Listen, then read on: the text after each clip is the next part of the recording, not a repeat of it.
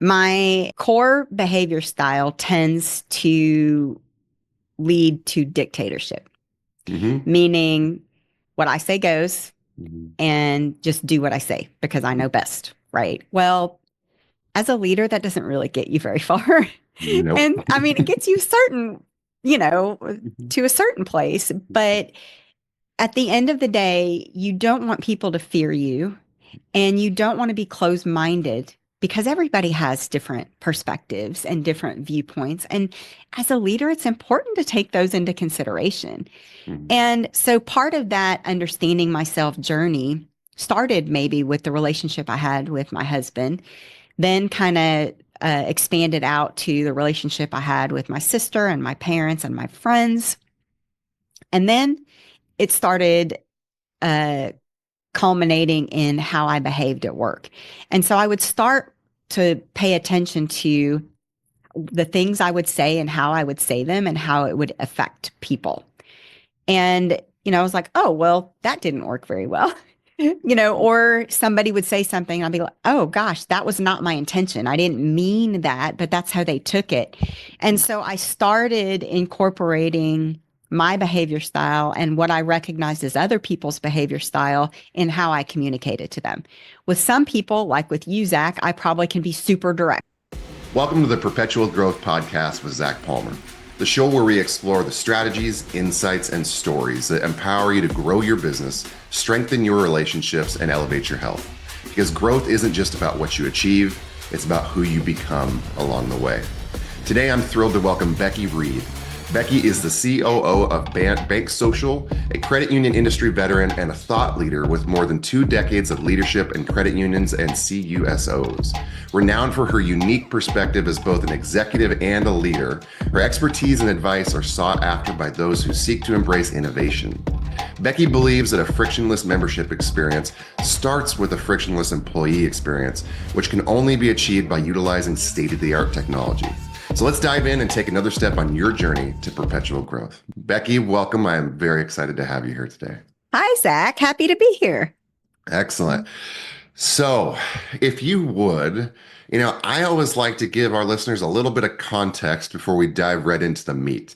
And I would love if you would just share a little bit about your personal and professional growth journey. Where did you start in business? And what were some of the challenges, the successes, the wins, the pitfalls, the things that led to the person and the expert that you've become today? How did you end up where you are? Oh my gosh, accidentally, I think is the short answer. But I'm going to go way back to my teenage years. And I think all of us, when we look inside of our head, we all kind of think and feel like we did when we were like 18, right? Excuse me. Certainly, we're more experienced and we're wiser, right? Because of that experience. But that 18-year-old Becky is still who I am today. And that 18-year-old Becky had no idea what she wanted to do, but she wanted to work and she wanted to get stuff done. And so I became a leader, a people manager at 19 years old. And that I was an assistant manager at a record store in the mall. And I carried that all the way through to being a regional manager at that particular retailer. And from there, I moved into banking, frankly, because of bankers' hours, right? Retail hours. I was having to work weekends and holidays and all of this stuff. And I was like, forget that. And so I moved over into the banking space, credit unions specifically. Interestingly enough, a bank wouldn't even give me a teller job. And the reason for that was, the reason for that is because to them, I didn't have any cash handling bank experience. Of course, I had managed cash drawers and, payment systems and all of that kind of stuff in a retail environment, but it wasn't heavy cash handling that the bank required. And so I couldn't even get an entry-level job at a bank. Well, a credit union hired me at more than an entry-level job because of my management experience. And so I stayed in the credit union industry. It's been 28 years now. And I have seen anything and everything. I've really enjoyed my leadership journey. I think that one of the most important things about my leadership journey, regardless of what industry it's in, is my personal growth journey. I learned very early on, and I'll be happy to tell you that story if you want, that I needed to understand myself. Mm-hmm. And understanding myself and what really made me tick, even that 18-year-old self, right? That what was driving me then still drives me today. And understanding that really helped me become the leader that I am today. Beautiful. That's a couple of things. One, banking hours. I distinctly remember walking down from morning deposits on more mornings than I could ever count, and thinking, man, I would love to work at a bank. It's like you get every holiday off, holidays I've never heard of, Canadian holidays. Maybe not Oh, yeah. literally, but it Oh, sure yeah. felt like it. But I see the desire for the pivot. And I find that interesting too, how two, parallel systems, one can look at you as an asset while the other looks at you as more of a headache and, potential liability, so to speak. So Right. that's interesting. And what I love that you brought up, and particularly this early on in the conversation, because it takes a little bit more peeling back of the onion, so to speak, is your journey into personal growth and development. And if my listeners have really been paying attention over the last several months, one of the underlying themes is success doesn't happen by chance, it happens by choice. And a lot of that choice begins with the need, the desire, the willingness to look inside and explore really who we are and how we're showing up in the world. And how can we create an even better version of ourselves? And in many cases, the way that I look at that exploration is it's not so much, and this is just my personal definition, it's not about creating something that you're not. It's about letting more of who you really are out. The things that you desire, that you wish you could act upon, the wish that you could express more fervently, you now do automatically as opposed to the opposite that was typically conditioned. So if you would, I would love if you'd expand on that, Becky, because I think this is a really critical piece and a great opportunity for us to create a jump off point before we dive deeper into your career. Well, something that I know about myself that was true back then and is true now is I jump into things with both feet and I do things really quickly. So, just like I was a manager at 19 years old, I also got married at 20 years old. And I'm still married to that wonderful man today, almost 35 years later. And that helped me mature maybe a little differently than I would have if I had been single. So, just like most spouses, certainly can be true of siblings or any other type of relationship you have, maybe with your parents or your cousins or your friends. We're different from each other, right? And sometimes those differences drive you crazy. And I was invited to a seminar that was at a church that my mom invited me to. My mom was a pastor. So I grew up as a pastor's kid, but the church just happened to host this seminar, and it was led by a lady named Florence Litterauer. She had written a book called Personality Plus, and basically she went into the 4 behavior styles that Hippocrates came up with way back in Greek times, right? And lots have been built on that. The Myers-Briggs personality profiles have been built on it. Jung and Freud took a look at all the different behavior styles. And so there's a lot of different iterations of that most of us would recognize when we talk about, well, what is my personality? What are my main traits? And they're called all kinds of different things, right? You have the Myers-Briggs that are 4 letter acronyms. You have, I'm gold, I'm an owl, I'm a bear, whatever it is, just different ways to describe the 4 main behavior styles. Mm-hmm. Well, when I was sitting in that seminar at 21 years old, I immediately recognized myself and I immediately recognized my husband, which, by the way, we were opposites. And opposites, what Florence said in that seminar, attract. Mm-hmm. Yes, they absolutely do. Well, it's natural for us to be attracted to something different in somebody else. But over time, that starts to drive you crazy. And depending on your behavior style, you try to change that person into yourself. And I very quickly recognized that about myself and my husband. And I learned and actually started to respect, hey, he's different than me. I need to embrace that and stop trying to get frustrated with him because he's not me. I need to look at and appreciate his perspective and his point of view. So, for example, one of the things I changed, I am super, super decisive, really decisive. I'm very bold. I'm choleric. That's the Like you're talking name. about me this And entire yeah, conversation. I know, right? So you're like, oh my God. So so I'm choleric, I'm bold, I can be a bulldozer, I'm aggressive. My husband is melancholy. Now, what that means is he is super analytical. He is an introvert. He thinks a lot. He's a very deep thinker. So he has a very active internal life, right? Where my life is very external. Everything that I do, everybody knows exactly what I'm thinking, exactly what I'm doing. He ruminates.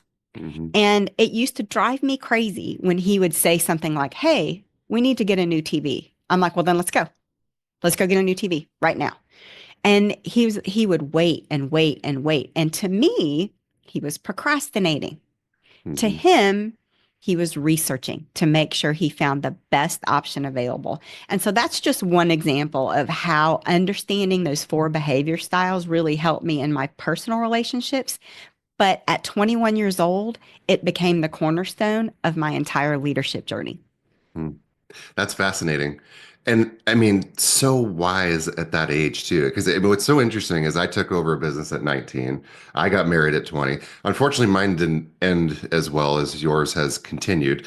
However, it was still a very, I guess, there's a lot, not much of the experience was positive other than everything I took away from it. I guess I Right. grew a lot and I learned a lot about myself and communication styles and just also what you're willing to tolerate. And I think something that's so important in relationships, this is something that's not said enough, actually in life, is you get what you tolerate. And particularly when it's a conversation like this where we have made a commitment to somebody to spend our lives with them, one of the hardest things that you can do when you believe in the sanctity of marriage is to make the decision to walk away. But when ultimately it's not healthy for you, it becomes really important. But what I'm really curious about is, obviously you said your mom was a pastor. Would you say that that was one of the key components that was like the underlying influence, the drive to explore, to live in faith, to have was it the values that she instilled in you early on that got you asking these quality of questions so soon? Because most people, I mean, I know for me, I didn't grow up in an environment where personal development was even a conversation. I talk with my kids about it all the time. However, not normal in our house. And it was The Secret was my inception point. I remember watching the movie probably 30, I mean, literally, I think my brother and I watched it every single day for 90 days. And then that snowballed into books and seminars. And then it just became, I'm a, devout consumer and implementer. But for you, was there a major turning point? I mean, I know the marriage was one thing, but where did it start before that? Because you talked about in high school even, was there something else that occurred where you started having that question earlier on, but the marriage was like the catalyst? Well, I think that growing up in a household where we talked about faith and God and philosophical types of conversations at the dinner table, Mhm. it wasn't anything that was strange for us to have spiritual conversations, to have societal conversations as it related to our faith and our belief. And my parents would have Bible studies, So, I mean, we were just constantly surrounded with talking about this stuff. It wasn't something that was foreign to me. So it was something I always knew. Now, I have a sister. And so my parents raised 2 girls. And my mom was, and dad as well, very focused on making sure we were independent, making sure that we didn't feel like we had to rely on anybody else, and constantly putting into our heads that we could do anything we set our minds to. Mm-hmm. And being a firstborn child and being that type A personality, that choleric, super driven, I was like, well, I'm going to do whatever it is that I wanted to do. So I never doubted that I could do whatever it was I set my mind to. Now, from a faith perspective, I always walked in faith, right? I always believed that I was walking on a path that God had provided for me and that things were going to work out. So a very positive mentality. I didn't focus on the negative. Any obstacle could be overcome. You had a community of people that were there to support you. You just asked people to pray for you and and they would. And so I was part of this larger global community that shared the same faith that I did. And so that was something I never questioned. So I think that also provided me with a really clear understanding of, to me, justice and what is right and what is wrong. And so I've always kind of let that guide me. And so marriage to me was, hey, I mean, you might think whenever you're 18 years old well, actually I was 14 years old when I met him. We met in high school. I was like, oh, this is the one for me. It's like, really? Are you serious? You haven't even really dated anybody else. What do you mean? And so I was like, it is. This is it. This is what feels right. So he agrees. We're doing it. No one's going to stop me. And and from there, just recognizing myself and understanding that he's a different person, and we grew up together, we matured together, and so we decided to take the journey together. But that stability, I think, really helped catapult my career because I didn't have children. We have one son. We didn't have children for almost 10 years being married. So my whole 20s was about building my career and understanding myself.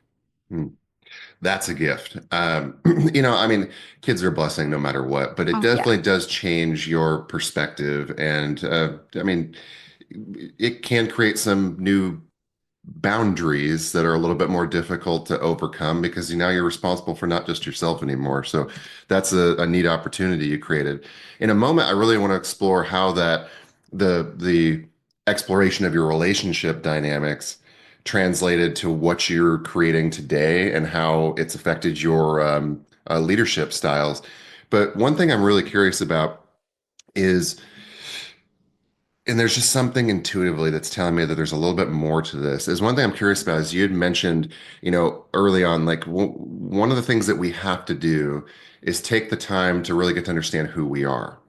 And going back to high school in your mind, I would be curious, did you always have that sense of, I mean, there's certain aspects of your personality that I think you knew. Like you were like, I'm the driver, I'm decisive, nobody's going to tell me what to do.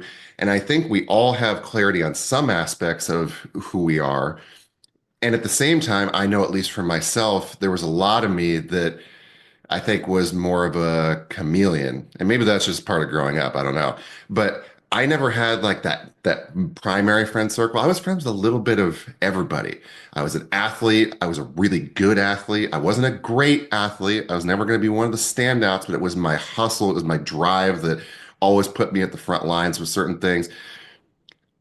But I still always had that question. Like there's a huge part of me that just felt uncertain about where am I going? Who am I becoming? What am I creating? And that wasn't the exact question I'd be asking at the time. But did you feel that same way then? Or were you already like feeling like you were, molding the clay, so to speak? Well, I tend to still to this day, and certainly did back then, live in the moment. So Mhm, I really didn't think a lot because I'm so decisive, right? I make mhm, decisions right now and I move forward with those decisions. And yes, I have contingency plans. So I think about, well, if this situation happens, what are my options? So that when that happens, I've already kind of considered what the options are so I can be really decisive about what the answer is. But I never really sat down and had those deep thoughts and said, man, who do I want to be? Who do I want to become? I didn't. I also didn't really feel obligated to comply with what other people thought I should be or to conform to other people's expectations or to what the crowd was doing. I was like, I'm going to kind of blaze my own trail. And for better or for worse, I really don't need anybody, right? Mhm. I'm self sufficient. I can do it myself. So I didn't spend a lot of time thinking about what I wanted to be. I just spent most of my time doing it and saw where that led. Interesting. Okay. Well, thank you for exploring that. I appreciate that. So let's talk a little bit about, I want to know more about the intersection. You know, you're on this personal growth journey. You're starting to learn more about how you show up in relationships, the polarity between you and your husband, and how did that affect how you showed up as a leader, how you interact with your employees and other people in the senior leadership team, and was there some component of that that evolved into what you've created today? Absolutely. My core behavior style tends to lead to dictatorship, Hmm. meaning what I say goes Hmm. and just do what I say because I know best, right? Well, as a leader, that doesn't really get you very far. Nope. And I mean, it gets you certain, you know, Mhm. to a certain place, but at the end of the day, you don't want people to fear you. And you don't want to be closed minded because everybody has different perspectives and different viewpoints. And as a leader, it's important to take those into consideration. Mhm. And so part of that understanding myself journey started maybe with the relationship I had with my husband, then kind of expanded out to the relationship I had with my sister and my parents and my friends. And then it started uh, culminating in how I behaved at work. And so I would start to pay attention to the things I would say and how I would say them and how it would affect people. And, I was like, oh, well, that didn't work very well. Or somebody would say something, and I'd be like, oh gosh, that was not my intention. I didn't mean that, but that's how they took it. And so I started incorporating my behavior style and what I recognized as other people's behavior style in how I communicated to them. With some people, like with you, Zach, I probably can be super direct. Mhm. Here's the deal. Here's what we're going to do. Let's go do it. And you're going to be fine with that. Mhm. Someone like my husband is going to go, we don't have enough data. Yeah. Hang on. You're making the decision too quickly. You're freaking me out. Yeah. I want facts. I want figures. And I'll be like, I have 3 facts. I don't need 10. I'm good. He's like, well, I need 20. Yeah. So it's like, okay, well, can we focus on 10 then and be good with that? Other people, you have to kind of bring alongside you. You have to make them feel like they are included in the process. And so that probably for a decade or so, I really honed my leadership skills to include understanding what other people needed from me as opposed to what I needed from them. And then once I reached that area where I got, got promoted, now I'm a C-level executive. Now people are following me because they kind of have to, but they also kind of like it because I engage them, I encourage them, I get them involved. And so now I'm at a point where I can make bold decisions and the team is going to be on board. Mhm. And that is really the inflection point where I was like, I can innovate and I can do some of the things that I've always wanted to do. Can't do it by myself. Got to Mhm. have a team of people to do it with me. And gosh, that's the power of leadership. When you have a team, you all respect each other. You all understand where each other is coming from. I taught everybody the whole behavior style thing, so we all kind of spoke the same language, and that's really where things started to take off, and the whole organization started seeing the impact of that. That's funny when I hear you say, I taught when I was learning about leadership styles and communication. My brain immediately goes back to when I was initially introduced to behavioral psychology, and it was the first thing I did was start teaching my team because I'm like, this is amazing. It's like being able to see the Yeah. Matrix. Like, I Yeah. It's am like, the, look, oh, and this is you, and this is yeah, you, and this is yeah. me. Here's the interesting thing, though. The melancholy people never buy it. No. They never buy it. It doesn't Oh. matter. They're like, that's not me. I'm like, yeah, Even it with data absolutely is too, you. you Yeah. can give them the numbers and it does not matter. It's like, it's actually really bizarre. It's counterintuitive, which is so funny. There's several really interesting points in here.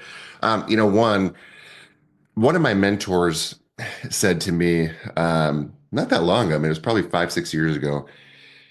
He was like, your home life will be a reflection of your professional life and vice versa. And it took a while, but I didn't really understand what he was getting at. I'm like, what do you mean? You can compartmentalize different aspects of your life. I mean, your health, your interpersonal relationships, business, whatever. And maybe to a degree, but at some point, one will become a limiting factor on the other. Your growth and development, if it's not more all encompassing across context, is going to plateau. And that's what was so confusing is I had made tremendous growth in my professional life. But where I was still struggling was to take some of those same lessons that you learned, but started with on the relationship side and translate it to the relationship side from business. And I found that when I took that step back and started making more investments in myself, coaches, more programs, focusing on the relationship, that everything else began to expand. And I think that's something that's so important is it can be very easy, tempting for us to get myopic and be like, I just need to build my business and everything else is going to be better. If my relationship's great, everything will be great. We need to be, um, keen explorers. We need to be curious about all of our relationship dynamics and continue educating ourselves in multiple areas because I think until we do, it's going to be rare that we find those convergence points, the intersections, and see how it all comes together and evolves. So I love that you went through these different transformations. I think it's interesting where your journey started was actually with the marriage. Um, Tell me more about what that has led to in terms of what you are and have created today. Because, customer experience, the banking world, I mean, in many cases, you have, at least my brain has starts painting a very vivid picture of what I expect an experience to be like at the bank. And most of often they're either just very mundane or, not that exciting. So tell me Yeah. what you guys are doing differently. Well, one of the things that I always have thought about was, when people say, I, I'm different at work, like they say that about themselves. Oh, I'm a different person at work than I am at home. Or my personal life, I'm a different person than I am at work. And I never understood that because I'm not different. I'm Yeah. exactly the same. I'm exactly the same at work. I'm exactly the same at home. And it's not, I don't change. I am who, I am what I am. Hmm. And, take it or leave it. That's what I am. So I'm not more demure in one place or another. Hmm. I mean, there's not different shades of me. I just Right. am what I am. And so what that allowed me to do, of course, is, I mean, I don't have to be anything different one place or another. I have to remember, oh, over here, I'm, Susie homemaker making dinner, which by the way, I don't cook. My husband does. And, what, and then when I go to work, I'm, whatever, Miss CEO. Different. I'm not different. And I think that what that helped was that balance. So, you hear this work-life balance thing. There's no work-life balance. There, So that I know. look, Yeah. there's work and then there's life. And for me, the two are synonymous. I live, I work, I have my home life, I have my work life, but the two intermingle. And my spouse, see, I left my CEO job to become an entrepreneur, to join BankSocial, right? So I was a credit union CEO for longer than a decade, spent 30 years in that industry, grew my credit union, grew my team, really felt like I wanted to help more than just one credit union. So became an entrepreneur that builds software for lots of different credit unions. And of course, that journey is way longer than what I'm making it sound like it is. Mhm. But that whole process was just me kind of maturing and expanding because I believe we never stop growing. Mhm. And we need to make ourselves uncomfortable. Look, I'm in my 50s now, right? I'm in midlife. I'm at, late stage career type of thing. I'm in a mature industry that is boring a lot of times and community banking is the same. We Mhm. all have technology challenges. We have challenges meeting the needs of our employees, meeting the needs of our customers or our members. And so I'm at the perfect place, I feel, from an experience perspective, to use my wisdom, what I've gained over the last 30 years, to help more people. And without having been Becky to my husband, I don't know that he would have supported that, Mhm. but he did. Mhm. That's really interesting and insightful. What I'm what's so crazy about it is I just the journey, the evolution. Part of it is, to your point, people talking about having different personalities at home and at work. I think more often than not what they're doing is confusing context versus like content. It's like just because they are in a different environment, they don't realize that they're still actually showing up the same. It's just because maybe you're not surrounded by people. That same extrovert doesn't get the chance to showcase itself at home like it would at work. But some other aspects do, like the decisiveness and other aspects of our personality. So I think that mindfulness and awareness is important. And the fact that we do all wear different hats. It's like I'm not going to be an effective parent if I'm showing up as a spouse. I'm not going to be an effective CEO if I'm showing up as a parent. They all require slightly different aspects of my personality in order for me to show up the best in that particular environment, but it doesn't change who you are at your core. So I think it's learning to be able to wear those hats. This is one of the analogies that I heard a long time ago that made it click. And I was like, wow, that's absolutely brilliant. I mean, you take the example of a husband and wife, and let's assume that she is a lawyer. And what is she rewarded for all day long? For putting people on the witness stand, for grilling them.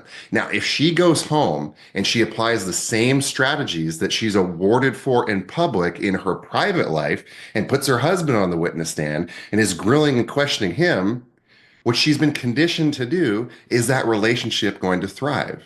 No, it's going to fall apart. So we have to learn to shift those interpersonal dynamics and put on a different hat because that conditioning, that underlying response, because a lot of people are doing this unconsciously. They get Hmm. in autopilot. The thing they're rewarded for most often in public is destroying their private lives. And we have to be really aware of that. It's the same thing with me. I have to be too aware of going into the coach, the consultant, into sharing everything I love about behavioral psychology and trying to teach my spouse. Like, be very, very mindful because it will shut down the relationship. And it's still a work in progress, right? Well, I think that's because people don't really know who they are. Hmm.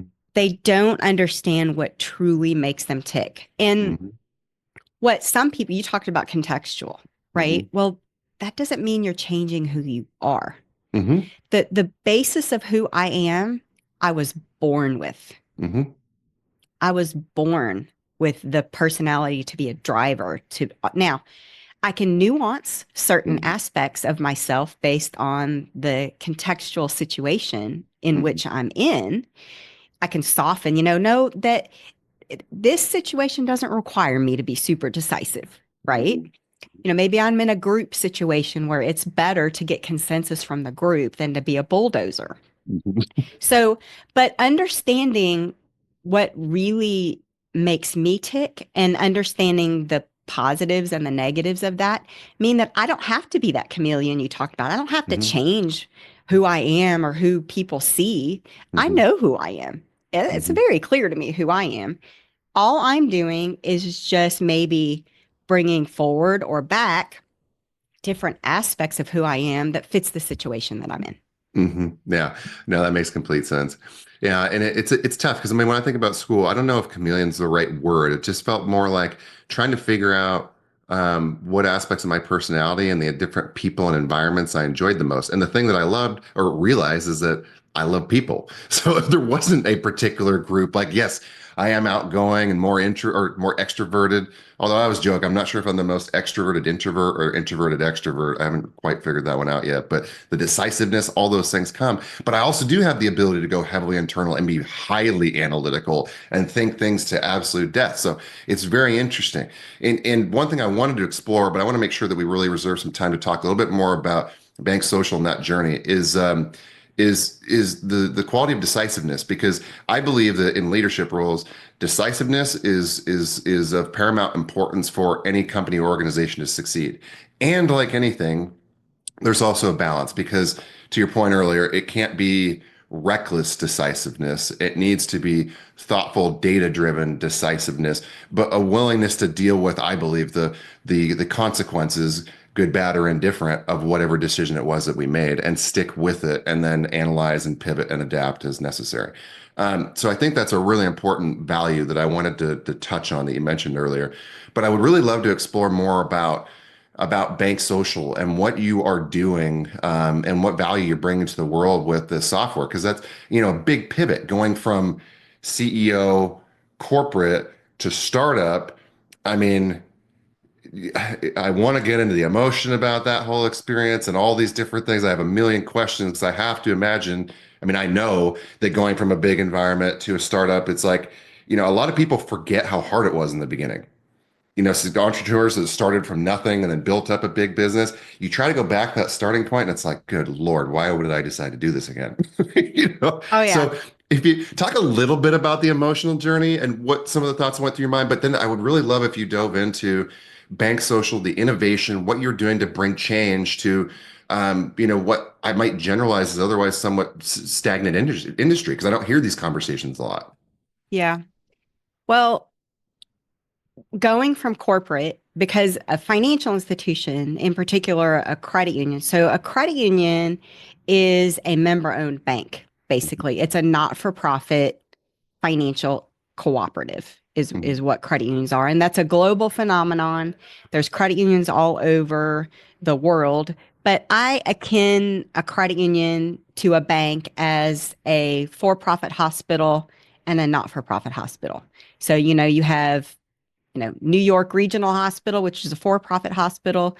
You have St. Mary's Catholic Hospital as a not-for-profit hospital. So very similar in the financial institution space. And as you can imagine, super highly regulated. And my decisiveness at a financial institution looks a lot different than my decisiveness at a startup. Completely different. And yes, that is challenging, especially spending my entire career in such a highly regulated space where you have everybody looking over your shoulders.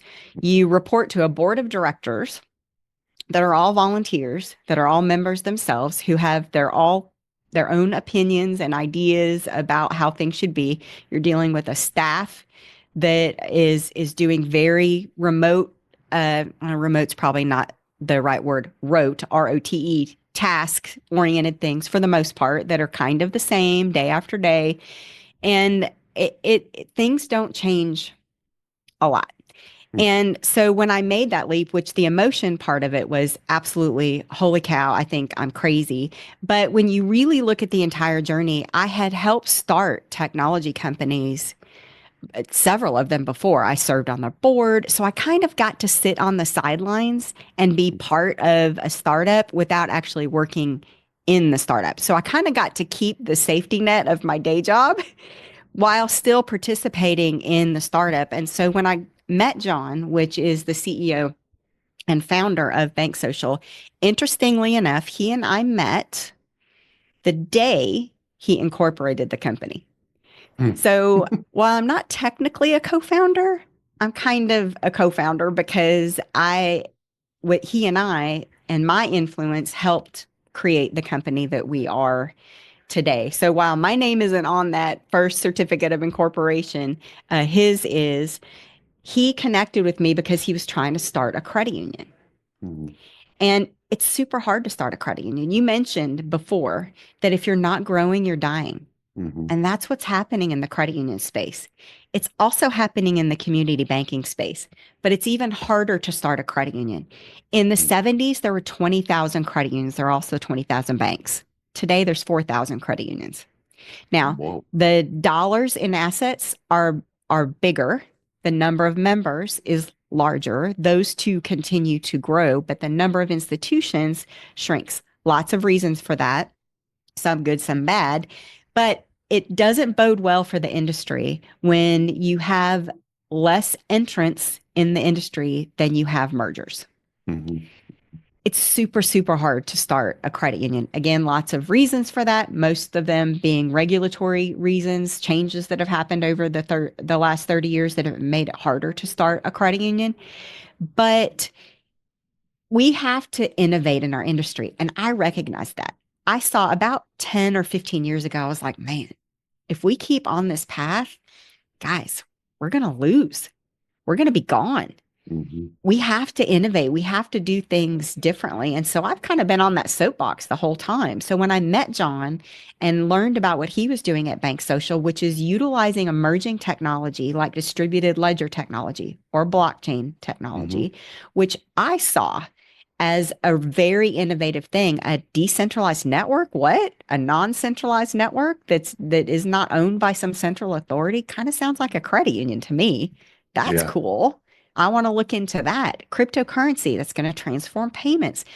So I really engaged with him and he and I kind of did a mind meld. And my husband, who's, been my support for 30 plus years, he of course witnessed all of this. He'd witnessed all the stuff that I'd done prior as well. And he really started saying, hey, there's something there with this guy. I Mm-hmm. really think that you should explore what it might mean to move over to that side of things. And I'm like, man, that's crazy. I have Great safety. I husband. have, right. Yeah. Yeah. So I have all these things over here that I would be giving up if I move over here. And he's like, yeah, but I just feel like this is what you're supposed to do. And so I leaned into that. And it wasn't something that happened quick. Yes, I'm Mm-hmm. decisive, but it took longer than a year. I met John in 2022. I didn't join BankSocial till 18 months later. Um, and I'm happy, super happy, but gosh, it's different. Mm-hmm. Oh, yeah. What's so interesting, and one big thing that I heard throughout that uh, beautiful explanation too was you were preparing. And I think it was a little bit more transparent in your process because it stayed in alignment with the banking system. But I think this is one thing that people don't see or recognize enough of themselves is, maybe you've bounced from industry to industry, job to job, skill set to skill set, role to role, and you're not seeing the intersection between these different experiences that you've had in your life. But when we're open-minded, when we maintain the belief that we are heading in the right direction, that we're doing the things that we're supposed to do, eventually there will become clarity. And I think that's a really beautiful gift. I mean, I've looked at my past life in the fitness industry and wellness industry. I would have never thought, how would that translate to the things that I've done over the last 5 to 7 years?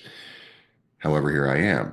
So I want to encourage everybody to stay open-minded in that same respect too, and just believe that there is going to become a convergence point where all of the skills, the wisdom, the strategies, the things that you have learned will come together and you will have the opportunity to utilize it at your fullest potential. And hopefully you'll have a great spouse that is willing to support you in Or a family, making or a those family. decisions. That too, absolutely. So as we wrap up, if you would, I would just love if you would take just a couple minutes and talk about, so BankSocial is providing the technologies, as I understand it. So you guys are exploring utilizing or actually utilizing tools like blockchain, how cryptocurrency is now going to become integrated into banking. There was the third piece that my brain is now losing. Cryptocurrency. What was it? Anyhow, we're looking at the convergence point between these technologies and how we can innovate and bring them into business. So what are you doing with that? Talk a little bit about how that can be, how is being applied to credit unions. Is that something you see expanding into the overall banking world? Will it stay separate? What does that look like? The future of this look like? Well, distributed ledger technology is the foundational element from moving to Web3. Mm-hmm. So there are three iterations of the internet so far. Mm-hmm. So we have Web 1, which was like the dial-up, right? You Mm-hmm. plugged into a phone line and you kind of looked at a static page. You really didn't interact much with that. And at that point, it wasn't even called the World Wide Web. It Mm-hmm. wasn't even really called the internet. I don't even know really what it was called. Yeah. But I mean, you would dial in and you'd look at this static web page or whatever. And okay, well, then you got into the more social aspect of the internet, or remember Yahoo, Mm-hmm. America Online, where now you could like chat with people, not just send a static email. Mm-hmm. And so now there's, some interaction happening. I can actually type something in and get a real-time response. That was kind of interesting. And then we moved into websites were created, and now I can interact with things. I can shop online. I can, do things online more than just research. And now we're moving into this Web3 environment where the consumer, because of distributed ledger technology, the consumer can kind of own their own experience. You already see that in a lot of ways, in that different websites and things are presenting you content. It's social media or otherwise, shopping as well. They're presenting you content based on your behavior and based on your personal profile, right? And so, but right now, we don't necessarily direct that behavior except by what we do online, and it's tracking us, right? So it's watching everything we do, it's listening to everything we say, and it's crafting an experience based on what it thinks that we want or need. Whereas in a Web3 environment powered by DLT, now me myself can be the center of all things. And I can say, yeah, I want to see that. Yeah, I want to see that. Yeah, I want to interact with this. No, I don't want to interact with that. And now with AI, all of that can be personally geared towards me. So I can have my own personal AI assistant that is going to create an experience for me. And I say this all the time from a consumer perspective, your best digital experience now becomes your minimum expectation. So Mm-hmm. every experience you have, you expect it to be an Amazon experience. I'm going to order something. I need it at my doorstep an hour later.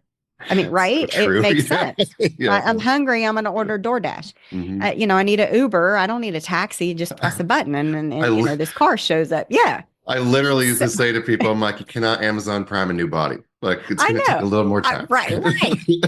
But this is what we expect. Yeah. And in banking in particular, guys, that doesn't happen.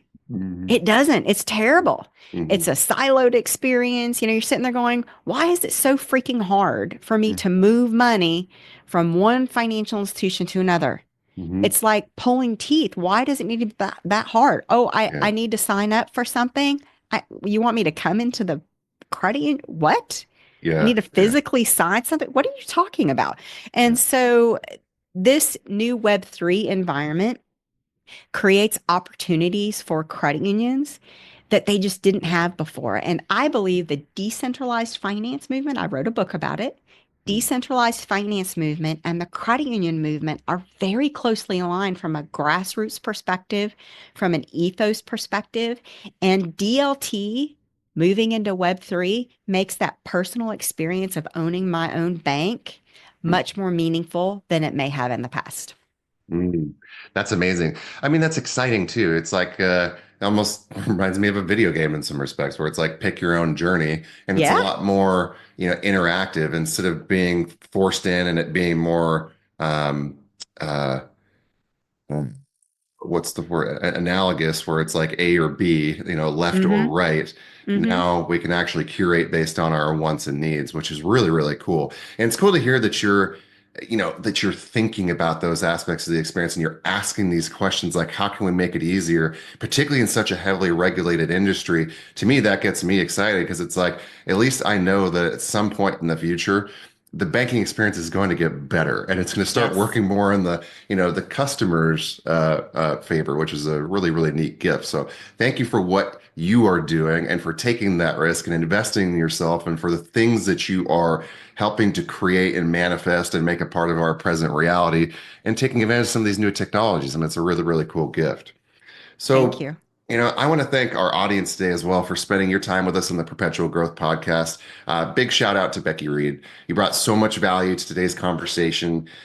Becky, where can our listeners connect with you or learn more about what you're working on? I know you just mentioned a book. I would love to make sure that they all have the access to that, as well as, if they want to reach out, maybe they're working at a bank or credit union. And they say, hey, this software sounds like it's something that we could benefit from. Where would be best to find you? LinkedIn, I'm very active on LinkedIn. You can find me at Becky Reed at LinkedIn. You can also look me up. I do have a consulting practice where I help credit unions learn how to invest in emerging technology through our organizations called CUSO, CUSO, Credit Union Service Organizations. And my website there is Becky Reed as a Service. So it's BRAAS consulting.com. Also, BankSocial, banksocial.io, where I spend the majority of my time with the amazing team here in Dallas. You can look us up. And then finally, my book is called Credit Unions and DeFi, A Financial Renaissance. You can find it on Amazon in paperback, Kindle, or Audible. Amazing. Thank you. And for our listeners, we'll make sure, of course, like always, we have all of those links in the show notes so you guys don't have to search for anything. You can find Becky at the click of a button. Now, if this episode sparks something for you, don't keep it to yourself. Be sure to share it, subscribe, leave us a 5-star review, and help us reach even more people on their growth journey. And remember, growth doesn't happen by chance. It happens by choice. We'll see you next time.